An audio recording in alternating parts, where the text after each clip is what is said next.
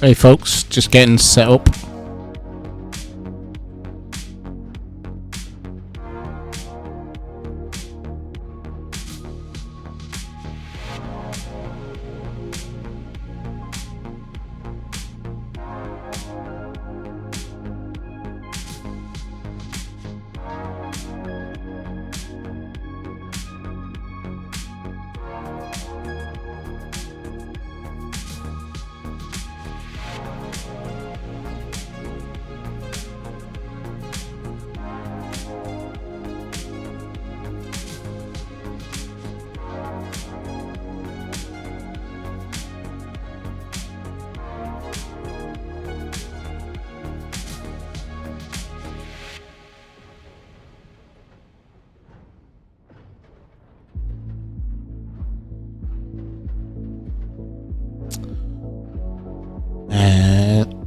Right.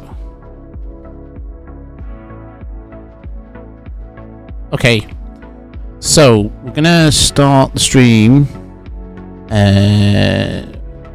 looking at some market data from the third verse. So I think basically at the moment this is both part of the joy and also part of the challenge of having multiple servers in MyDU available. Is you kind of time's limited and you're really having to, you know, kind of I'm having to divide time between them. My limited time really, to be honest. I only get a handful of hours per day, maybe per week. I actually spend probably about 70% of my playtime streaming, so I probably have 30% of the time outside of streaming to actually work on things, either for the stream or just play the game, because I'm trying to stream it as much as possible to raise awareness of DU, or MyDU, I'd say particularly. So one of the things I have been doing is collating ore prices. So this is just a Jupyter notebook, and what I've got is I've got a CSV file containing ore prices with a date and then the price of the ore. I'm not recording the volume that was on the market. That's been sold because I don't have access to that data. I could theoretically record the amount that is being sold at the market. That might be something I'd consider. However, what I'd have to do with that, if I just show you in DU quickly, I basically, this is what I'm having to do, because on the third verse there isn't any market data API, so I'm having to collate this myself. And that might be something they get to. They might introduce that, and that makes life a lot easier. But as it is currently, I mean, DU didn't have the market data itself, the MMO server. So the only place that I'm aware of it being at the moment is on the island. But they're still working on the economy there, so it doesn't make as much sense to do anything with it at the moment. I mean, they might still be working on the economy on the third verse, but as it is, it feels pretty good actually, the economy, and we'll get into that in a minute. But yeah, what I'm having to do, if I want to collate so I'm jumping around there, but if I want get the volume, I'd have to basically sum all this stuff up, and you know, I already mentioned limited time, so yeah, doing that as well is probably not something I want to get into. I mean, I could eyeball it and then like go, you know, 300,000, 370, 500,000, 560,000, 570,000, rough estimate. So I'm like rounding there pretty heavily. I could maybe do that, but as it stands, I'm not doing it at the moment. So we're just looking at the price data. If I just switch back to my Visual Studio Code. So we've got a Jupyter notebook. We take that CSV file, we read it into something called a data frame, which is lets you do certain vector-based calculations, not calculations, but processes, methods on it. So it's really good for like big data sets, which this isn't actually, but not yet anyway. But yeah, so we do that, and then all I've done is just simply applied some logic to add a rolling average at the moment. That's all I'm doing with this, of the price over a period of 5 price points. The price points being the dates here. These are the individual rows. Now these are not set. This is the other problem with this as well. Maybe this should be like recorded every day or once a week. But as it is, I've only done it when I've come to buy ore on the market. And so with these dates, are the duration between each price point differs. So that's something to bear in mind. So we're not really, if this was, if we were looking at this from a real market or data science perspective, this would be bad data really. This is, little hobbyists recording it, kind of level of quality of data.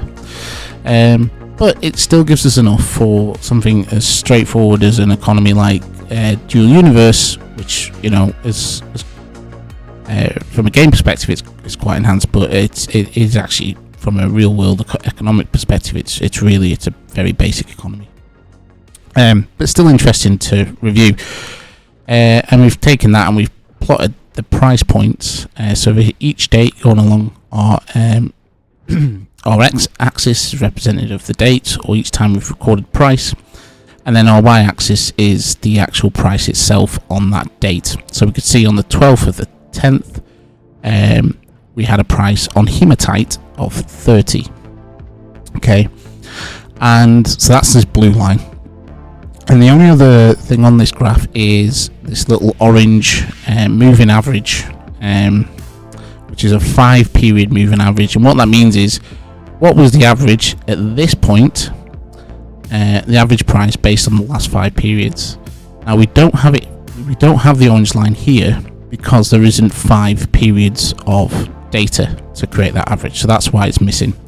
So it looks a bit weird at the moment, but if you imagine this going on for like a year, then you would probably not even notice the missing first few entries. So this is what we've collated so far, and we'll go through and we'll see that hematite at the moment is it's had a bit of a crash. So we were up at 35 in the middle of October, which suggested there was a lot of demand and not enough supply, or certainly the ratio for demand to supply was imbalanced, but that seems to take a huge crash towards the end of October, and it looked like it was going to recover a little bit, but then it slumped back down to 28 now. And I think this is probably expected, because over here the population's still growing. There's probably a handful of industrialists that were getting ahead of everyone and then trying to buy it up, but there wasn't enough to meet their demand. But as it is now, I think the supply is starting to take over and we're seeing a slump there. Coal was fairly consistent. However, we saw coal, again, like hematite, take a crash. And we're now at 27 coal. And what this orange line tells us is, based on recent activity, shall we say, coal and hematite seems to be below their average price. So what that suggests is either what you could infer from that is now's not a bad time to buy it. So depending on whether you're trying to make a fast buck by trading it, like maybe you might buy this. So if you were a lot of people use this when they're gambling on cryptocurrency. They might look at something like this and go, "Oh, it's cheap at the moment. Let's buy it." It's not. It's a good way to lose money. That in the real world, in DU, because the economy is a bit more basic, it might be something that you can use as a decision maker or a factor into the decision making process of whether you're going to try and flip ore or not, or whether way you can anticipate that ore's going to go up in price. Personally, I wouldn't do that myself. What I'll probably use this for on here at least is a good morning, Braveheart. How's it going, man? But what I'd use it for on here is probably like I tend to buy my ore in bulk, and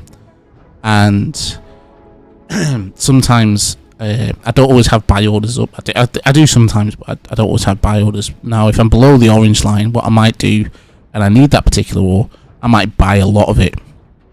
Whereas if I'm above it or just around the average, I might just buy enough that I need to keep me going for a while and not look for a bargain. So that's what I'm using this for, basically, at the moment.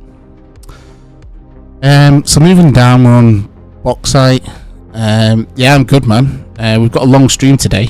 I am off work, so I've been up since 5 a.m. though.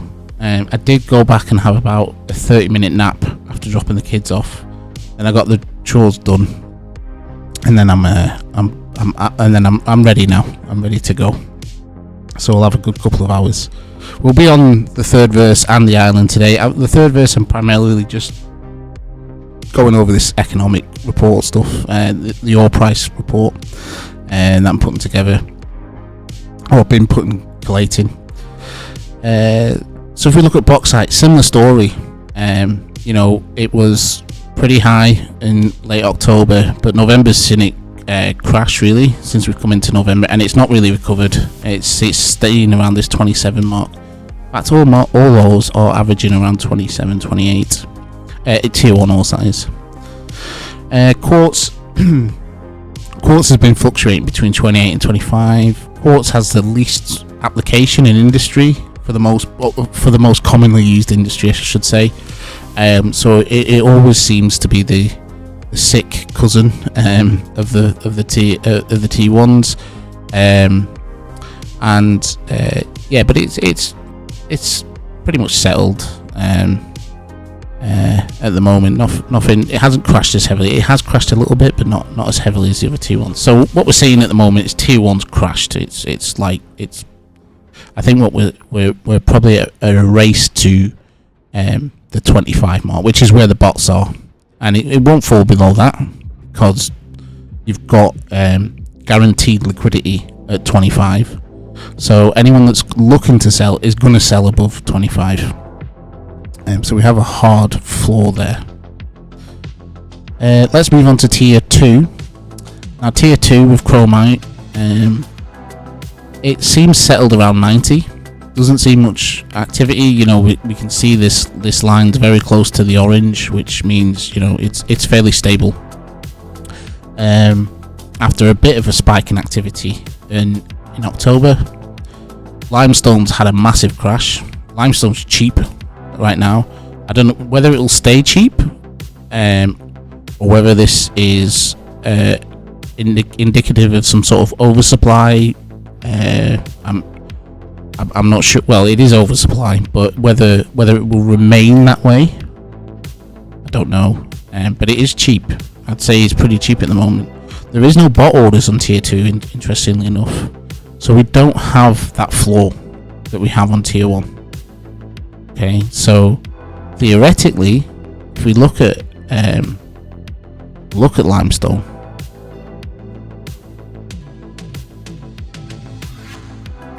there's a lot of it for sale, and actually someone's put some up for 40 at Haven. So what we're seeing is this could be and because this is available on Alioth, this could be the first or the tier 2. This could theoretically drop to the point where I'd have to run the maths, but is it worth deploying a territory unit to collate limestone for certain people? So people might have been doing this to get cash as well as to supply their industry. That may not be feasible, or may not make economic sense to do so if the price continues to drop. The fact that it's only 100k to claim a tile means that price is probably quite low. It'll be a lot lower than what it needed to be on the server, on the MMO server, but anyway, it's still something to consider. Let's go back to our sheet. Malachite is at 94. Again, this has been pretty stable. There was a bit of a drop where it went to 90, but you know, in the grand scheme of things, you know, it might look significant on this chart, but we probably don't have enough data points really. And I think long term, this would probably just look like if this went out over a year, this probably look like a little blip. So yeah, it seems settled at 94. Again, similar to chromite price range 90. Natron had a huge crash in throughout October, really dipped down, but we've seen stability at 90 again. So we're seeing 90 for most of the tier 2s. However, we need to keep an eye on limestone because it is plummeting a bit. Garnerite, so we're moving into the tier 3s now. Garnerite, we saw a lot of stability throughout October. As we come into November, it seems to have increased. We're now up to 250, 200. That's a big jump. So that'll be interesting to see whether the other tier 3s do the same. If we look at pyrite, looks stable. Had a little bit of a dip, went all the way down to 120, and then boom, it's up to 240 now. So another tier 3 jumping up in price. Acanthite has steadily increased in price since October. We haven't had much of a retreat at all. So this looks like a trend where Acanthite is now really, you know, it's actually come to the level of the others, so maybe it'll stop around this level. But again, what we're seeing is the tier 3s are finding the price point around 240. And the same with petalite as well, very similar to Acanthite. We're seeing it settle around the 240 mark after a trend moving it up to 240. Okay, moving on to tier 4s. Cobaltite had a bit of a dip in October, sitting above the average price because of that now, because it's actually increased since as we moved into November, but it seems to have settled a little bit over the past week or so. Cobalt, again, that had a rise. That was steadily rising throughout October, but it seems really settled now. And I actually think this looks really settled because there's only a limited number of orders, and those are orders for sale, and they're not changing much. So there seems to be a nice equilibrium on these two. Gold nuggets have had a huge spike. They were going for under 200, and now they're selling for over 400. So that's it. So if you're holding on to gold nuggets, I would say now's a good time to sell. But that's only my opinion. I wouldn't don't act just on that. Cryolite, that is been steady for the most part throughout October. Now we start to see an increase, and this was driven, I can tell you, by lack of supply, because there was none for sale for a long period of time. With regards to the tier 5, I have collated data, but I'm not going to cover them because there isn't enough of supply of them yet, and I suspect not enough of demand. There's probably some money to be made actually though in playing around with those. But yeah, I'm leaving those alone for now. Okay, so that's enough of that. We'll get back to the actual game. As I say, I wanted to cover that because I've been collating that data and I think it's useful. The other data I've been collating is information on items that I've sold. So I've been collating a spreadsheet, all my sell orders that I've been making for my own benefit, really. That is to see whether or not something is worth selling. So it's kind of like I've gone fishing. I've built some stuff, put it on the market, and then I'm saying, right, is it actually going to move, and how much and what quantities? So I'm doing it for that purpose. Also tracking the price as well. I don't have that yet in any reasonable format that I can share it with you other than in a spreadsheet, which I don't really want to do.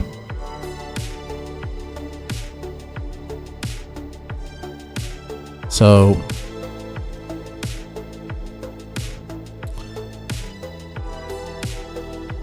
Okay, just checking schematics. Let's check the ore.